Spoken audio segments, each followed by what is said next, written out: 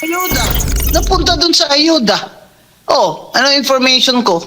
Sa DSWD, nag-i-imbak ng ayuda si Senator Risa Naku Ontiveros. po. Sa 2028 niya pa ilalabas yan.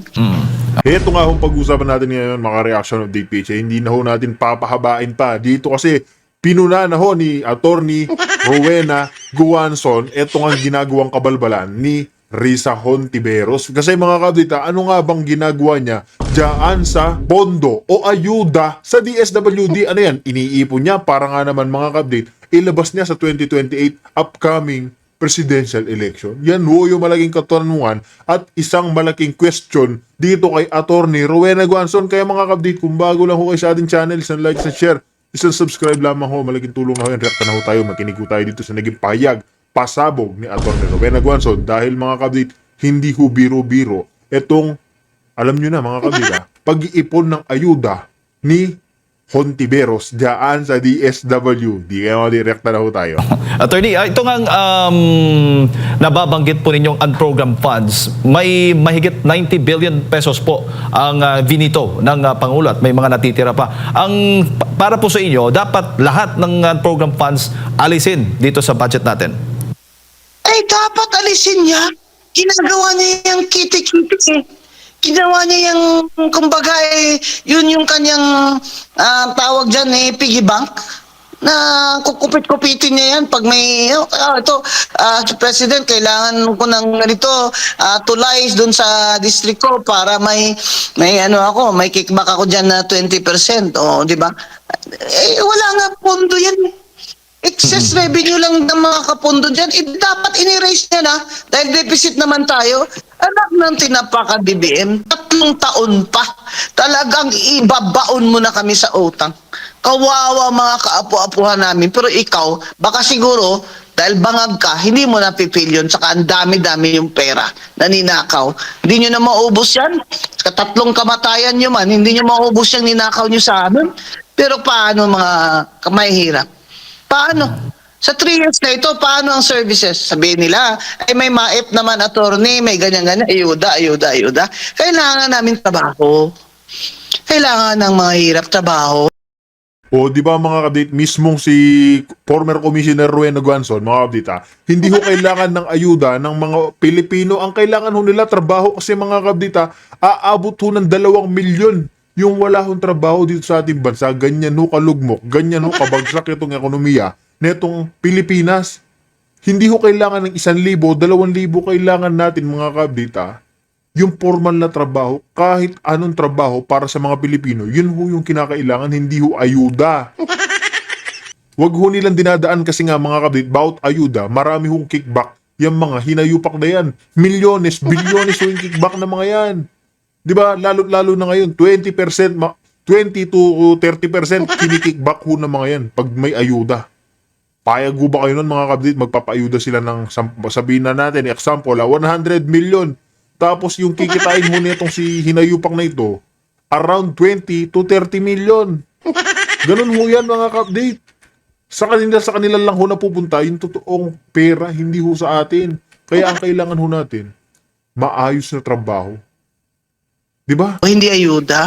2.4 million ang walang trabaho nitong Paskong ito. More than 1/2 sa mga Pilipino nakaranas ng gutom. Ito ba ang administrasyon na gusto nyo maulit pa sa 2028? Huwag kayong pumayag na linlangin kayo uli ni BBM at ng kanyang gang. Okay lang yan sila dahil mayayaman sila. Paano kayo? Pagka-graduate ng mga anak nyo na halos hindi na kayo kumakain. Parang ang baybaon ang mga anak nyo sa college. Pagka-graduate after 3 years, walang trabaho. Sino pa mag-invest sa Pilipinas kung ganito tayo ka corrupt? Palagay nyo kaya hindi alam ni Trump na cocaine addict si Bongbong? Alam ni Trump yan. Inaresto nga si Maduro dahil nagda-drug trafficking Anong sinabi ni Trump? Lahat kayo, mga heads of state, ng mga drug traffickers kayo at drug users, hindi kami papayag dyan. Kinaprotect siyempre ng Amerika yung kanyang it wants to protect its nation and its people. Alam din ng Amerika lang sumisira sa kanyang mga young people ay itong drugs. Kaya talagang matindi sila sa pagbabawal ng drug trafficking to America. And the Philippines is a transit country ng drugs. Alam din ni Trump yan. Eh tayo, huwag tayong magpapaloko dyan kay BBM Gang. Nakapalibot dyan sa kanya, puro adik. Kaya tingnan nyo nangyari sa atin. Lahat sila, bulsa lang nila, inuuna nila. Bagong taon, walang pag-asa kay BBM. Huwag kayong maniwala dyan. Kailangan mag-resign na yan siya. Wala kailangan mag-resign na yan siya. Walang magpapautang. Nangungutang taon-taon. Deficit ang budget, okay pa rin sila. Itong mga congressman na ito, na mga walang hiya. Opo. Buti naman si Garjola na frozen na yung assets niya.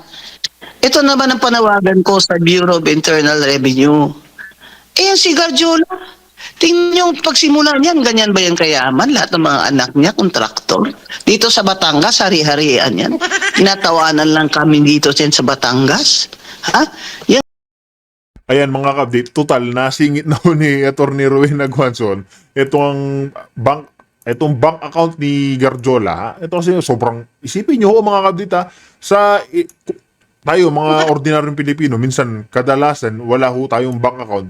Pero itong hinayupak na to, mga ka-update, ayan, i-close lang ho natin ng maliit itong si Atty. Rowena Guanzon. Mamaya na muna ho siya magpakasabog o sumabog ho dyan sa galit. Ito nga dito, di ba? Mahigit 1,000 bank accounts ni Congressman Edwin Garjola ipinapris ng Court of Appeals. Isipin nyo ho yan, 1,000 na bank accounts mga ka-update. Yung normal na tao, yung nagtatrabaho, sabihin na ho natin, meron ho siyang minimum na isa hanggang pinakamarami na ho talaga yung 3 bank accounts. Samantalang hinayupak na to mga ka-update Isa ho kasi sa mga malalaking may proyektong 20 billion diyan sa flood control, mga ghost projects. Yan ho yung mga binabanatan ni Congress Miao noon pa man. Sinasabi niya na ho yan ni Congress Miao mga kabit na itong si Garjola, malaking isda ho yan, malaki sa mga, isa pa ho sa mga mastermind. Ayan isipin nyo, 1,000 na bank accounts. Saan ho nang galing yan? Isipin na lang po natin, bawat bank account niya, mayroon lamang 50 to 100 million. Di ba? Saan ho pupulutin yung ganyang karami mga kabit? Ita-times ho natin 50 times 1,000. Sabihin mo, grabe mga kabit Di ba? Meron ho siyang around 50 billion pesos sa kanyang bangko.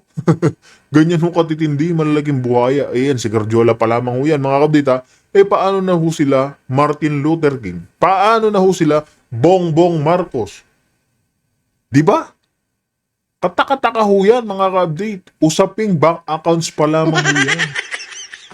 Nasaan pa ho? Meron pa panigurado at panigurado. Bank accounts, iba pa ho yung mga yung, ang tawag ko dito, yung cash. Magkano pa ho kaya yung cash na itong si Garjola? Yan ho yung malaking katanungan dyan. Diba? Tapos itong si Hontiveros naman, akala ho niya yung pa-small time niya mga ka-update, hindi ho mauudlot o hindi masusulot ni Atty. Guanzon, nagkakamali ho siya dyan. Lahat ho ng mga korap dyan, yung mga kasangkot na magnanakaw, malalaman ho ng taong bayan yan. Di ba? Ang Garjola na yan, frozen na assets niya, nakangiti pa siya kasi marami siyang tinago. Dapat yung BIR, calling the Bureau of Internal Revenue, singilin nyo na ng unpaid income tax at pailan nyo ng criminal complaint ng tax evasion yan si Garjola para talaga matigil na itong mga magnanakaw na congressman na ito. Opo. Attorney, bago ko lang ipasok kay Partner Admar at mga karagdagang katanungan ko po mamaya, sa tingin mo, so ibig sabihin, may legal na basihan o batayan ng ilang kongresista nga o ilang individual na may balak pong maghain ng reklamo patungkol nga po dito sa 2026 national budget natin sa Supreme Court? Tama naman. Maganda naman yan. Lalo na, di ba, yung one sambayanan ni former Justice Antonio Carpio, di ba, pinanalo naman nila yung kaso doon sa, na ibalik yung PhilHealth. Di ba? Ngayon, may nag-file naman, di ba, na, hindi pwede yan. Ibalik nyo yung PDIC na yan. Kasi may ruling na Supreme Court Hindi ba? Doon sa Greco Bellica case, di ba? Sinabi ko doon basahin niyo ulit doon na unconstitutional naman Ginagawa nila dyan sa unprogram funds eh. Eh bakit ginagawa pa rin nila? Kasi pakapala na lang ng mukha itong mga bangag na to. Para Attorney, sa kanila, o sige, bahala kayo. Basta nagawa na namin, nakuha na namin pera. opo, attorney, Itong mga congressman na to, dapat wag nyo na iboto itong mga to. At itong mga party list nito, nakita nyo yung listahan, ito, na ang lalaki ng kuha nila, billion piso. Abay, party list dapat marginalized. Ilat ang Ayan mga kabdit, isa pa ho yung mga party list na yan, mga small time kurakot din ho. Ang kaso billion din ho yung usapin dyan. Kaya marami ho nagsasabi, mga kabdit, na dapat i-abolish din ho yung party list. Wala naman ho daw kwenta. Ano po ba mga kabdit, naniniwala ho ba kayong walang kwenta itong party list? Kung sa inyo lang mga kabdit, nakakagulo lang ba itong party list? Kumpara sa atin lang mga kabdit, nakakagulo naman ho talaga yan. Diba? Isa pa ho yung mga CPNPA, mga ganyan, mga kapit. Diba? nakakuha doon, di naman marginalized. Dapat wag nyo na iboto yan. Puro vote buying naman kasi, kaya binoboto nyo eh. Payo ko lang sa inyo sa 2028, mga kababayan. Tanggapin nyo na lang yung pera nila. Total, di naman nila pera yan. Wag nyo sila iboto. opo. Attorney, Mayong Buntag, si Admar po ito. Ma'am, opo. Mayo. Ano po yung masasabi ninyo? Kasi yung mga mahalagang proyekto, yung mga malalaking proyekto, yung mga foreign assisted projects, according nga dito kay Senadora Amy Marcos, malaki po ang tinapyas doon sa budget. At ang sinasabi niya, napunta din daw ang ibang mga tinapyas na budget doon sa mga tinatawag na assistance program para nagiging instrumento sa pamumulitika. Attorney. Ayuda. Napunta dun sa ayuda. Ano information ko? Sa DSWD, nag-i-imbak ng ayuda si Senator Risa Ontiveros. Sa 2028 niya pa ilalabas yan. Abay, DSWD Secretary Gatchalian, pag hindi po nailabas yung mga ayuda na yan, ay dapat wala na yan. Next year, hindi na yan pwede. Hindi mo naman pwede yan. 3 taong ayuda-ayuda ibibigay nyo sa mga senador at congressman. Di indirect vote buying din yun. Saka itong COMELEC, dapat bawal nyo na yan. Hindi lang during the campaign period. Yung mga ayuda na yan. Hindi lamang during the campaign period, before the campaign period. Pambihira naman.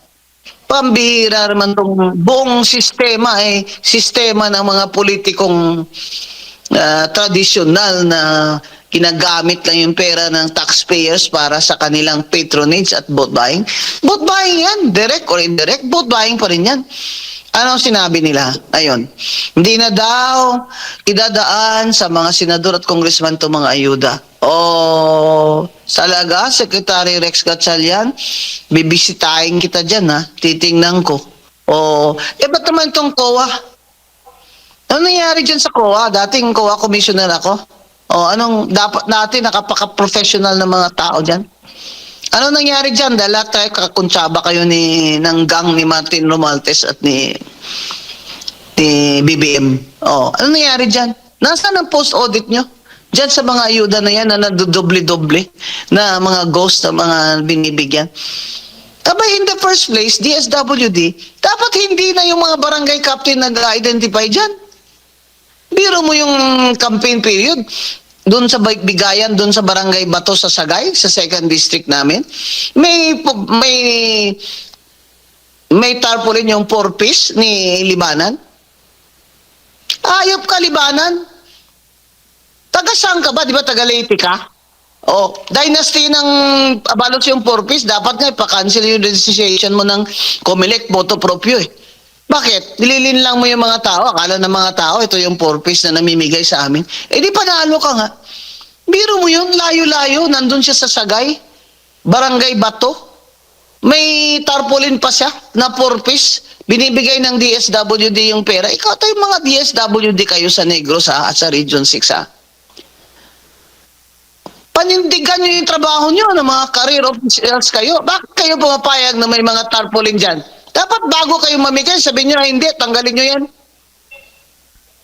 Ang kakapal pa ho ng pagmumuka mga kabdita, isipin nyo sila pa ho may tarpaulin. Di ba?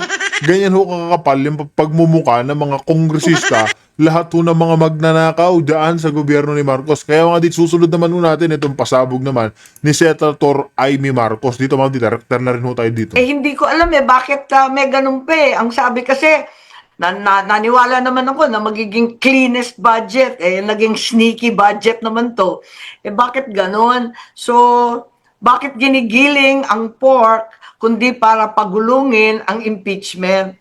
Kaya, yun nga, nagtataka ako bakit ganon.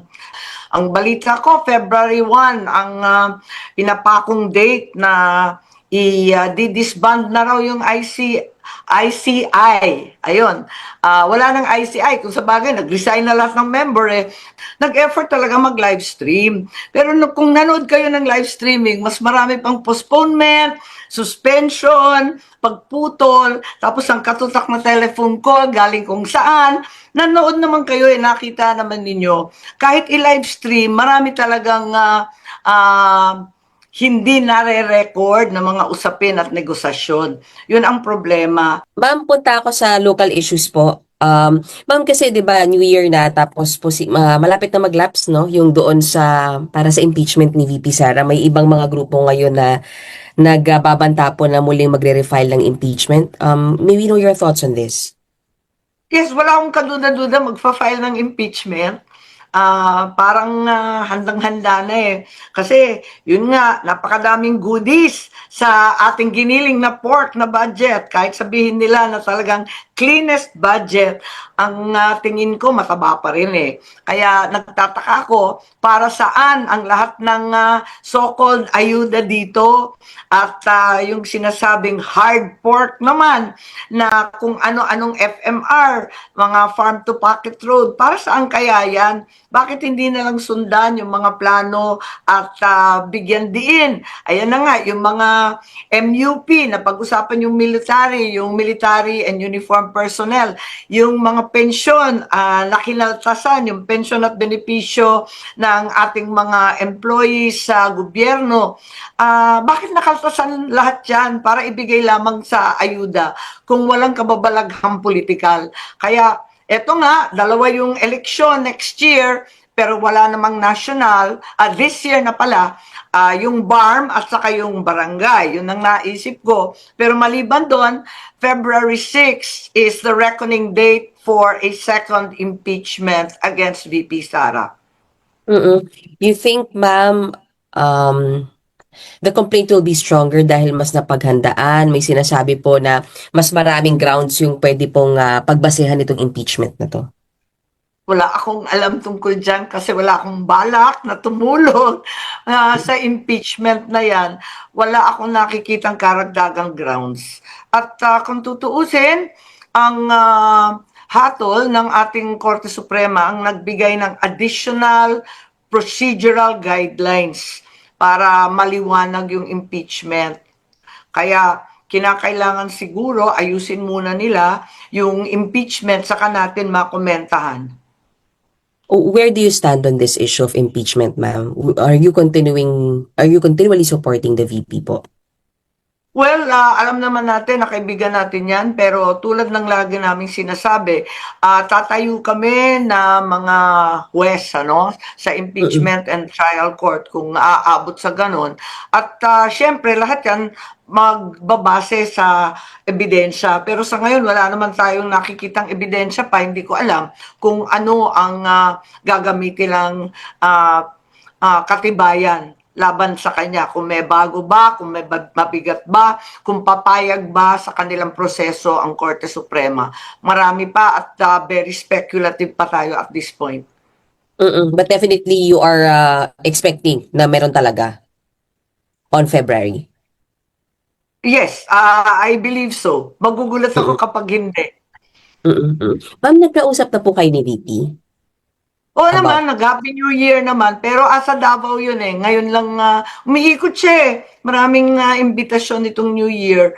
At maraming napinsala sa Bagyo. At yun nga, may mga encounter sa Masbate. May nadali sa Mindoro. So, umiikot siya. Pumupunta sa kung saan-saan.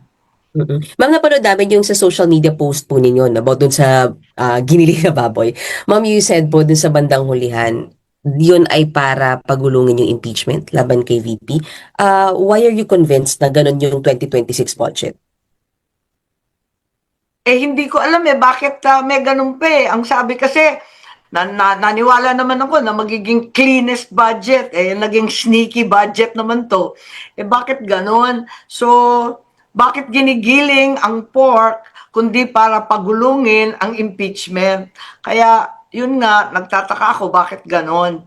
At ang balita, January 15, ang charges against certain senators will be filed. I understand they have already drafted against Senator Jinggoy, Senator Joel, and former Senator Bong Revilla. Pagkatapos ang balita ko, meron na rin daw against Congressman Garjola, Congressman Yap, and his brother, Congressman Yap as well. Ang balita ko, February 1, ang pinapakong date na i-disband na raw yung ICI. Ayun. Wala nang ICI. Kung sa bagay, nag-resign na lahat ng member pero wala pong maliwanag. Lumampas na yung due date na December 15. Sabi, may matcha charge na. Lumampas na rin ang Pasko. Lumampas na yung New Year at saka Three Kings. Wala pa rin. Kaya, hindi ko alam kung saan ito patungo. Ma'am, yung pong sinasabi niyong yung about sa certain kila Senator Bong Revilla, ganyan. Charges or arrest ito, ma'am? Hindi ko alam, pero hindi na natin maintindihan ang sistema ngayon kasi biglang sinasabi na, biglang nauuna yung warrant, hindi ko alam. Pero alam ko na pinagmamalaki na kompleto na daw yung ebidensya at pwede na daw i-file. Ngayon, ang sinasabi din, wala raw sa ngayon direct evidence linking Senator Cheese, former Senator Nancy, former Senator Grace, and Senator Mark Villar. At hinahanda daw yun. Bakit naman ganito? Lahat ng senador, akala ko, yung flood control ang pinagmulan doon sa Kongreso at sa Speaker's Office. O di ba mga kabdit, mismong itong si Senator Amy, nakakaamoy na ho ng kakaiba. Diyan, isipin nyo ho yung mga dawit diyan na kongreso sa mababang kapulungan, yung mga congressman na dawit sa flood control issue. Sila Garjola, sila Luther King, si Charis ng House of the Representatives. Wala ho sila. Sino yung pinupuruhan? Yung mga nasa minority para ho magtuloy-tuloy ho yung impeachment ni VP Sara. Yan po yung pinaka-ugat-ugat niyan mga kabdit. Yan po yung pinaka-utak niyan. Kaya pipilitin ho nilang banatan yung minority dyan sa Senado para ho impeachment ni VP Sara. Kaya mga dit, kung meron kayo naging komento, reaction dito sa atin na pag-usapan, i-komento nyo ho yan dito sa ating comment section. Kaya mga dit, dito na ho natin tatapusin ang ating reaction video.